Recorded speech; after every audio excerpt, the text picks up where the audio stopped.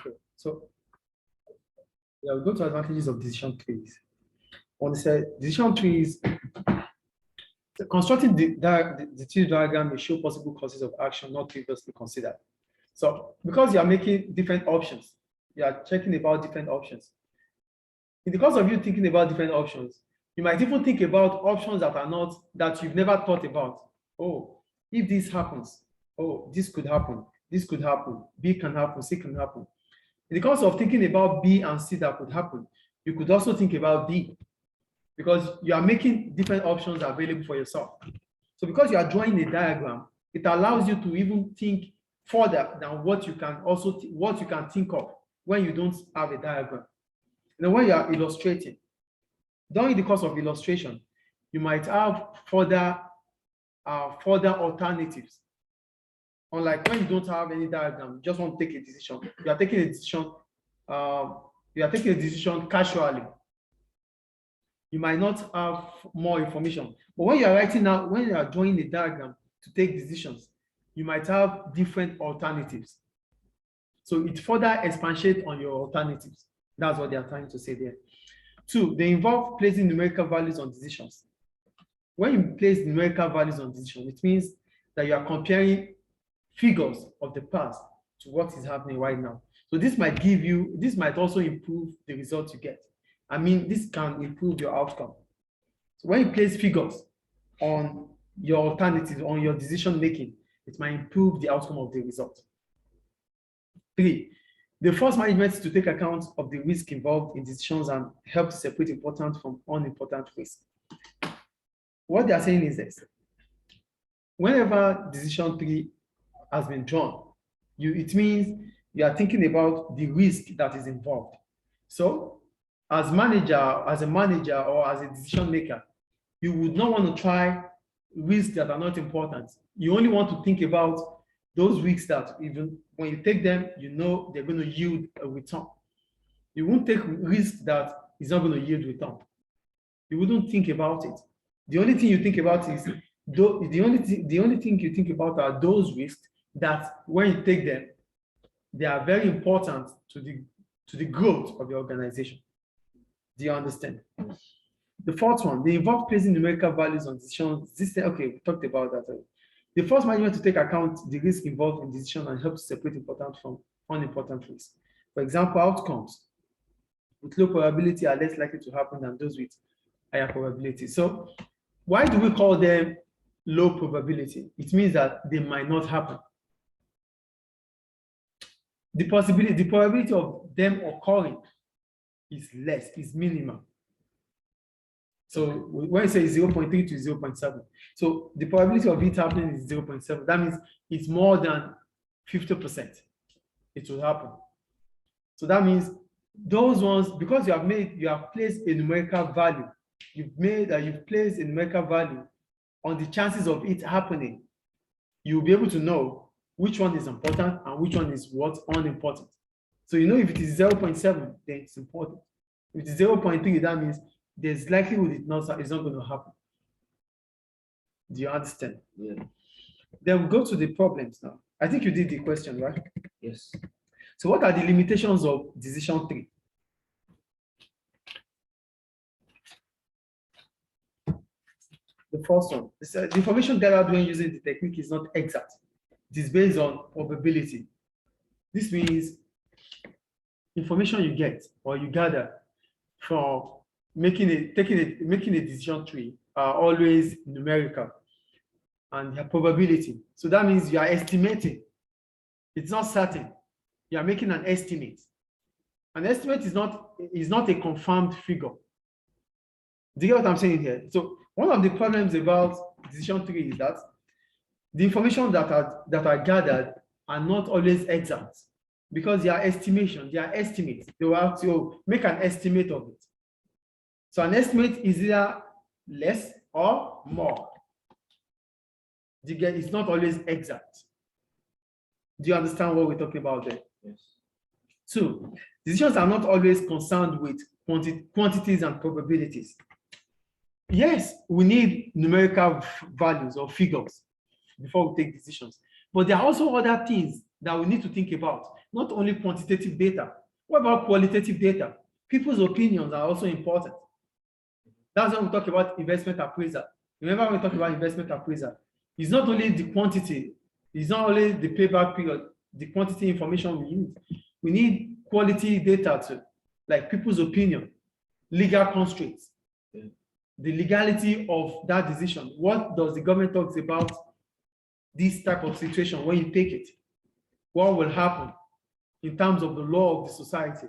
So when we use decision tree, it doesn't give us the opportunity to think about qualitative data, which is a problem, because we need both quantitative and qualitative data to take appropriate decisions.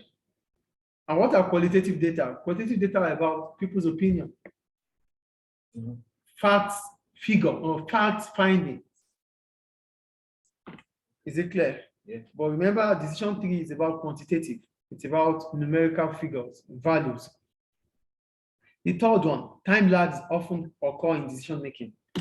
What is time lag? Time lag means there's a time constraint whenever decisions are being taken. So when you use decision tree, because you have different options, please take note, because you have different options to choose from, it will take time before you take that decision. And by the time you want to take the decision, it might be out of date. Yeah. Because you are using some numerical values to take that decision. So those numerical values you are using, by the time you will take your decision, it might be out of date. Do you understand? Yeah. Because there's time lag. Decisions are not, because you have different alternatives, you won't just choose immediately. You would have to take your time to choose the best alternative. And by the time you have to choose the best alternative, those figures that you've put together when you are gathering your information might be out of date, which will make that decision, it might make it a failure or a failed decision, might not make it successful. Is it clear? Yes. The fourth one, the process is time consuming. You would use a lot of business resources. You need to get information. It takes time before you gather this information. All this information will not come cheaper. They won't come so cheap. You have to pay for them. You have to use a lot of resources from your business to gather this information, which is time consuming. Time consuming is different from time lag. When we talk about time lag, it means that by the time you are taking that decision, it might be out of date. That is time lag. But for time consuming, it means you have taken a lot of time to gather this information, and you would have used a lot of business resources. So gathering this information takes a lot of time. That is time consuming. But for time lag, by the time you're going to take that decision, it becomes out of date, or it might not be useful anymore. Time lag means at that point in time you are taking the decision, it might become useless. It might not be useful for that decision. That is time lag. But for time consuming, it means it takes time to gather this information, and you might consume a lot of business resources to gather this information. The fifth one, decision makers might be biased in an attempt to encourage a particular course of action. What are we saying here? Because you want to support a course of action, because you want to support option A or option B, because you find it, you won't be objective, you'll be subjective, you'll be biased, because you have interest in certain option. So because you have interest in one option than another, you might put the probability of taking that option higher than the others. You have option A, option B, option C. Because you have interest in option A, the success rate of option A, you might put the probability as 0.8. But as you don't have interest in other options, the success rate of other options, you might put them as 0.5. Do you get what I'm talking about here? So you are saying that option A has a high success rate than the rest of the other options, because you are the one taking the decision. Yes. Do you get the point here? So because you have interest in the option, you will choose that option ahead of other options. That means you are biased, you are not objective. This could happen, yes or no? Yes. Okay. Then the last one, decision trees are not able to take into account the dynamic nature of the business. Business has different external factors. The internal factors, yes, they are within your constraint, they are within your power, your authority. You can take decisions about them. But what about the external situations that you don't have influence over? The ones you can influence are the ones that occur within you, which are internal factors.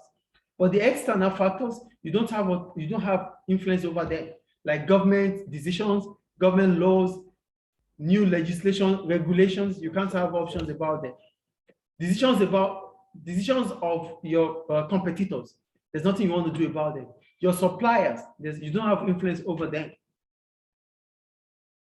These are dynamics about business. Decision tree does not put into consideration these dynamics. Yeah.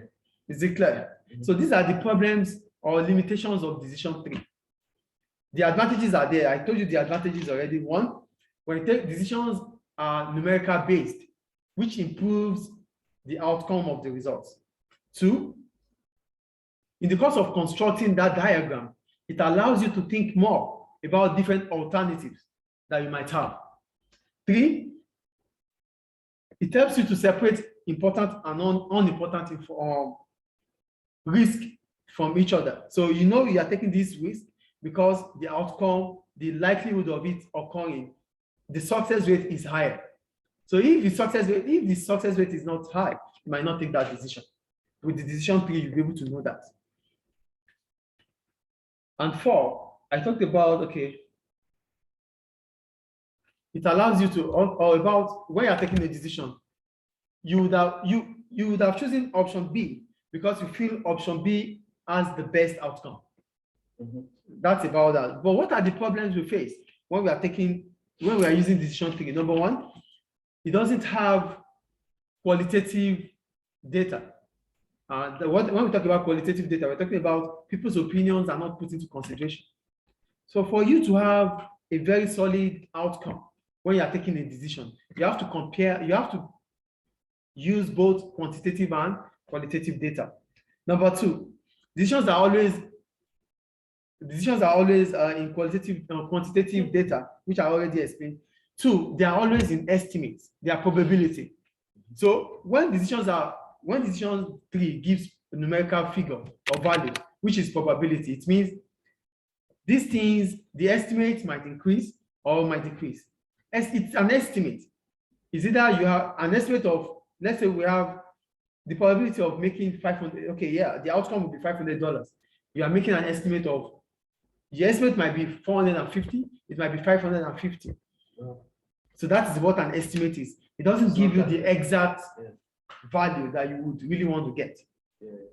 The third one is about time lapse. By the time you are going to take that decision, the numerical values or the information that you've gathered might not be useful anymore. Mm-hmm. The fourth one is that it is time consuming. And when we talk about time consuming, what does that imply? It implies that you might use a lot of business resources before you get to taking your final decision. The fifth one, decision makers might be biased. Why do we say they are biased? They might have interest in one option than another.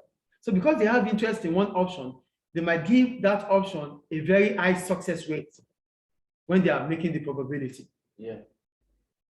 And the last one, the dynamic of business. It doesn't put into consideration the external factors that might affect the decision that you are taking. Any question about it? No. I think it's clear, right? Yes. Okay.